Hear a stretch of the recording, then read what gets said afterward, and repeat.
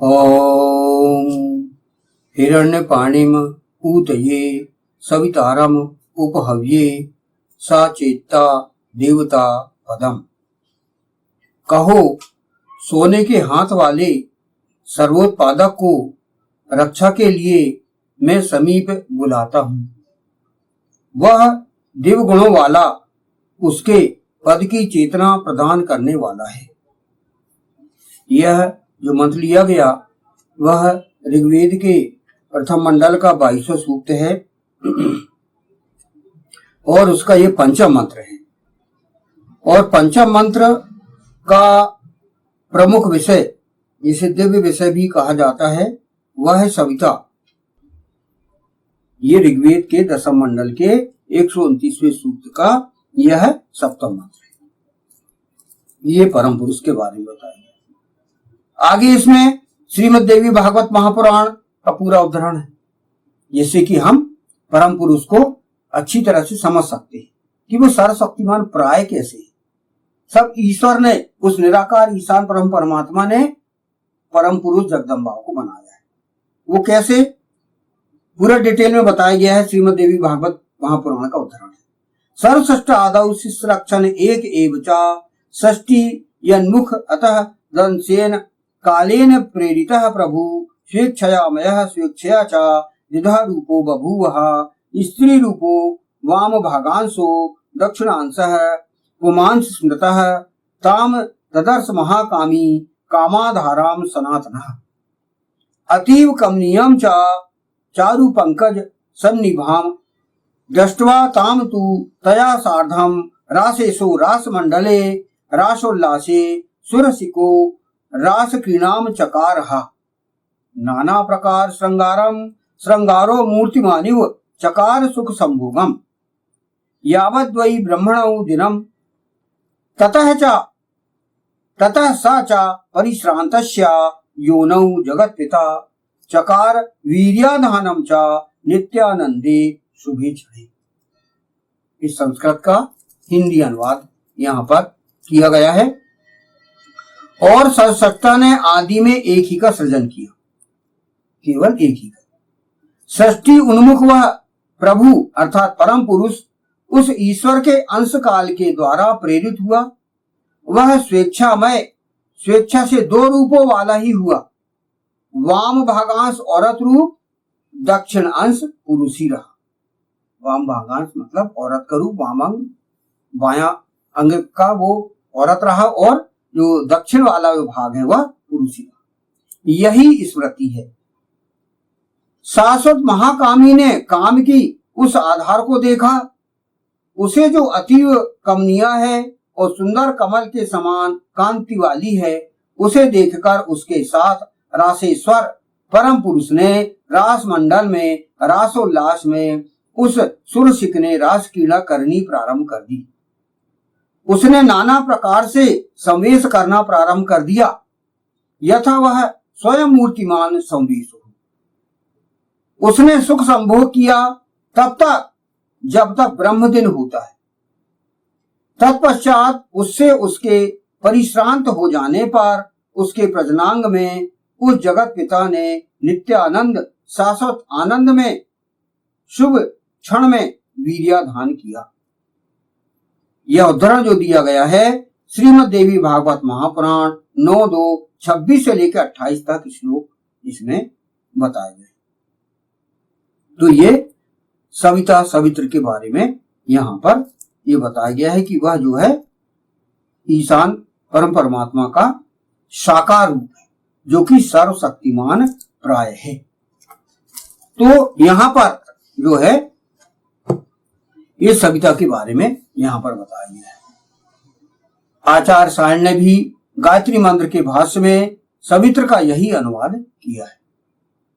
अतः सवित्र से अभिप्रेत सर्वोत्पादक ईशान परम परमात्मा, सर्वोत्पादक प्रायः परम पुरुष और उत्पादन कर सकने में समर्थ सामान्य मनुष्य संदर्भ अनुसार लिया जा सकता है।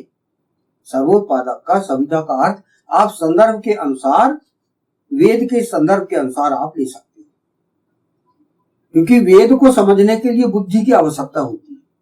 हम जो है एक ही लाठी से सबको नहीं हार सकते।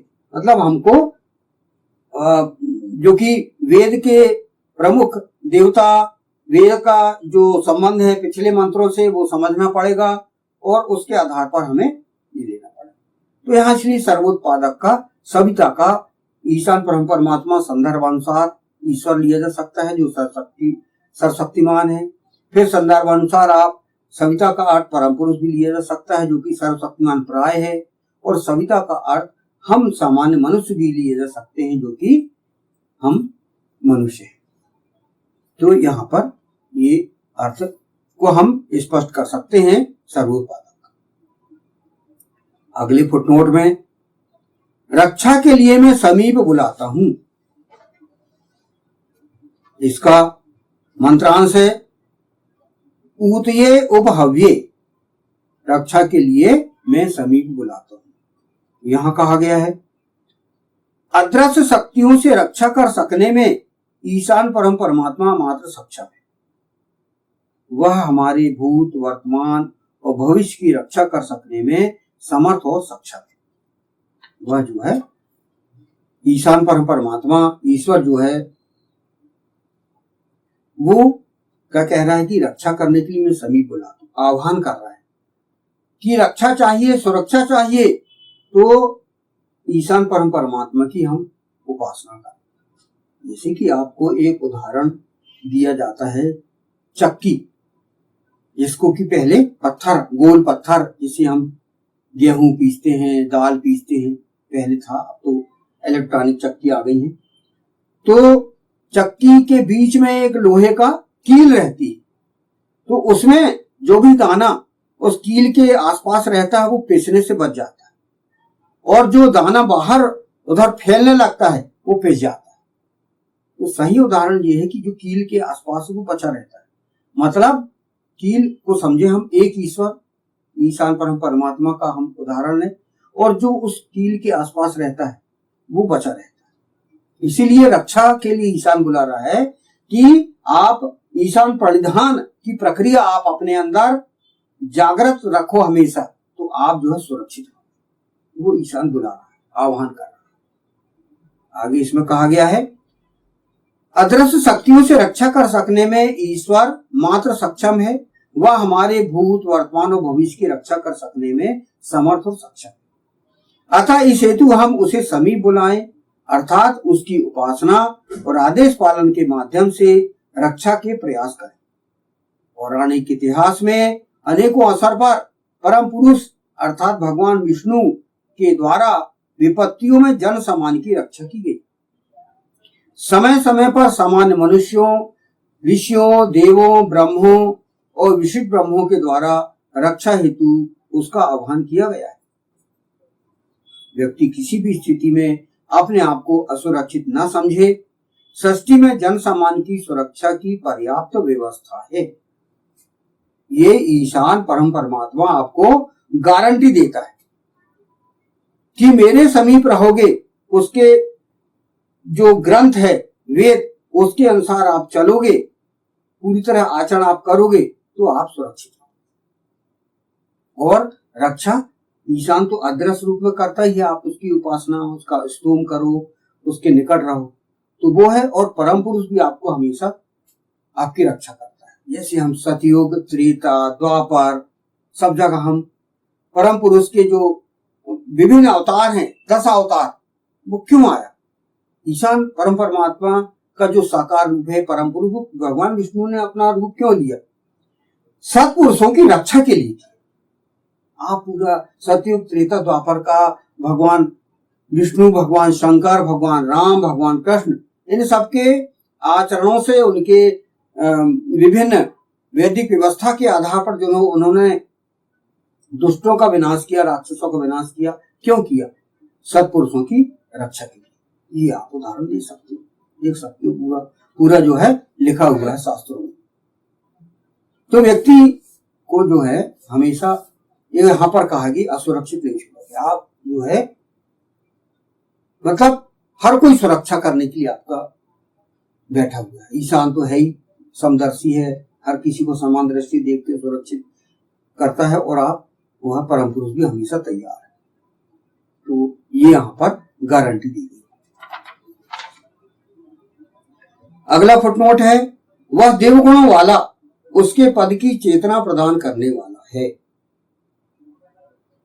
सह देवता चेता पदम, वह देवगुणों वाला उसके पद की चेतना प्रदान करने वाला है। यहां पर कहा गया है वेद में ईश्वर के दिव्य गुणों और उसके सृष्टि सम्राट के पद के विषय में पर्याप्त जानकारियां पाई जाती हैं।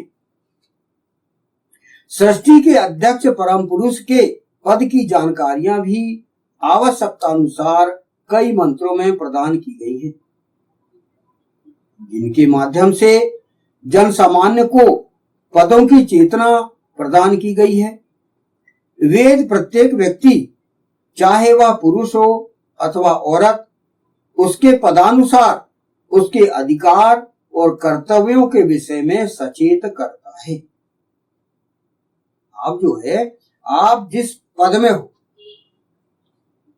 दिव्य गुणों वाला उसके पद की चेतना करने वाला है। ईश्वर परम परमात्मा जो है, आप जहां पर भी हो, जो जिस जीवन में आपने जो भूमिका निभा रहे, जो भूमिका आपकी है, उसके विषय में उसके अधिकार और कर्तव्य क्या हैं, ये विभिन्न मंत्रों में वेद में बताए गए, तो उसका ध्यान रखा जाए।